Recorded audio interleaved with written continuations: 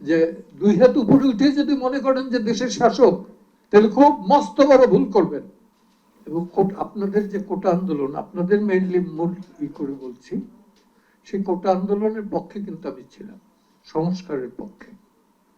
আদালতে দাঁড়িয়েও বলেছিলাম, একদম অ্যাপেলেট ডিভিশনে সারা ছিল আমার সাথে, মাহবুবউদ্দিন খোকন ছিল, ব্যারিস্টার অনিকার হক ছিল, সবাই আমরা একটা গ্রুপ ছিলাম। সেখানে আমাদের দাবি কিন্তু ছিল যে এই ধরনের কোটা না, এই যে কত নিয়ার অ্যাবাউট 60%, তাই না?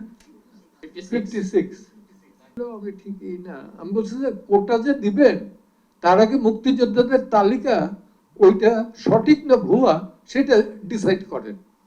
বলার পরে হাউস যখন এইভাবে হইলো, আমাকে বললো যে আপনি পল্টনী কায়দায় বক্তৃতা দিবেন না। আমি ল্যাঙ্গুয়েজটা দিতে পারতাম, সে আমার বয়সে ছোট, প্রফেশনে ছোট, রাজনীতিতে ছোট, কিন্তু দেই নাই। যে দুই হাত উপরে উঠে যদি মনে করেন যে দেশের শাসক, তাহলে খুব মস্ত বড় ভুল করবেন। এই বাচ্চারা যেরকম নামাই দিছে সেরকম নামাই দিবে। কোর্টের অ্যাপেলেট ডিভিশনের জাজেসরা একদিনে রিজাইন করে বেরিয়ে গেল, অথচ আমরা চিৎকার করে করে করে করে পারি না। তো গণতান্ত্রিক পুনর্গঠনের জন্য সংলাপ এবং সংবিধান প্রসঙ্গ, পুলিশ আইন 1861 সাল, প্রেক্ষাপট কি? সিপাহী মিউটিনি।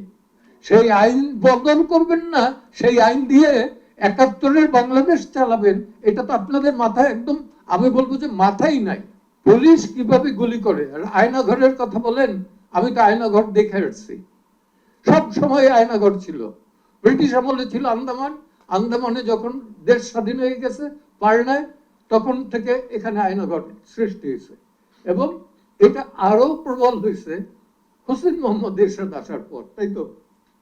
মারমাকে বানাই যদি বাঙালি, তঞ্চঙ্গকে বানাই যদি বাঙালি, গারোকে যদি জোর করে বানাই বাঙালি, খাসিয়াকে যদি জোর করে বানাই বাঙালি, সেটা ঘোরতর অন্যায় এবং 71-এর চেতনার বিরুদ্ধে। পার্লামেন্টের মেম্বার উষে বাবু, আজকে কিন্তু সেই টোটাল পটুখালীতে রাখাইনরা সংখ্যালঘিষ্ঠ নাই।